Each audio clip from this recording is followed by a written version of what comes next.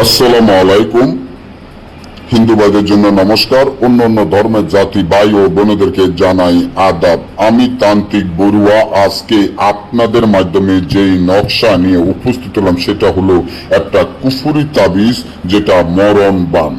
কুফুরি তাবিজ মরণ বান যে নকশাটি আমার স্ক্রিনে আপনারা দেখতে পারতেছেন, এই নকশার মাধ্যমে দুটা নকশা দুই রকমের কাজ করে। তো আমি একটা নকশার সম্বন্ধে বলবো, যেটা ছুরি হাতে এই নকশাটার সম্বন্ধে বলবো। আর এই যে বইটা দেখেন, এই নকশার এই বই এখনকার দিকে বাংলাদেশের মধ্যে আপনারা কারো কাছে পাবেন না। যারা রাঙ্গামাটি বা বান্দরবান কবিরাজের থেকে কাজ করে নিয়েছেন তারা সকলেই জানেন এই তাবিজগুলা কতটা শক্তিশালী, পাওয়ারফুল, গ্যারান্টি করা তাবিজ।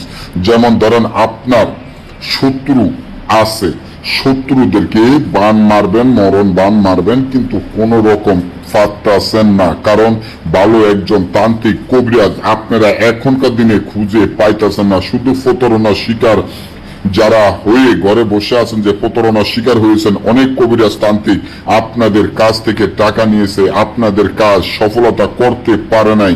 মা কালীর চালানের মাধ্যমে, মা মোগিনী মা কালীর চালানের মাধ্যমে আপনার শত্রুর চিরদিনের জন্য মরণ বান হয়ে যাবে, চিরদিনের জন্য দুনিয়া ছাড়তে হবে এই তাবিজের মাধ্যমে। আপনারা যদি মনে করেন যে এই যে মগা তাবিজটি এটা সাধারণ কোনো তাবিজ, সাধারণ কোনো যন্ত্র নয়, এটা এমন একটা তাবিজ, এমন কুফরি তাবিজ, আপনি বাংলাদেশের মধ্যে কোনো বইয়ের মধ্যে এরকম পুরাতন তাবিজ দেখছেন কিনা। এবং তাবিজটা আমি সম্পূর্ণ দেখেন অরিজিনাল বই থেকে আপনাদের মাধ্যমে পুরো তাবিজটা দিয়ে দিছি। হয়তো নিয়ম কারণ আপনারা বুঝবেন না, আমি বাংলাতে আপনাদেরকে নিয়ম কারণগুলা বলে দিচ্ছি। যে নিয়মগুলো আপনারা শুনে নিজেরা ঘরে বসে কাজ করবেন, কাজ হইতে হবে 100% শিওর আপনার কাজ হবে। এবং ভয়ঙ্কর নকশা, এটা কোনো সাধারণ নকশা নয় এবং সাধারণ তাবিজ নয়। আমি ঈশ্বর মহাদেবের কসম খেয়ে বলতে পারি, যদি এই তাবিজে কাজ না করে জীবনে কোনো তাবিজ, কোনো নকশা কাজ করবে না। আজকে আমি নিয়ম কারণগুলা বলে দিচ্ছি। মা কালী কিভাবে সুনজর এই তাবিজের দিকে রয়েছে, কিভাবে সুনজরের মাধ্যমে আপনি তাকে একবারে জীবনের জন্য শিক্ষা দিয়ে দিতে পারবেন এবং দুনিয়া থেকে চিরবিদায় করে দিতে পারবেন এই তাবিজের মাধ্যমে। এটা এমন একটা শক্তিশালী, পাওয়ারফুল, গ্যারান্টি করা তাবিজ।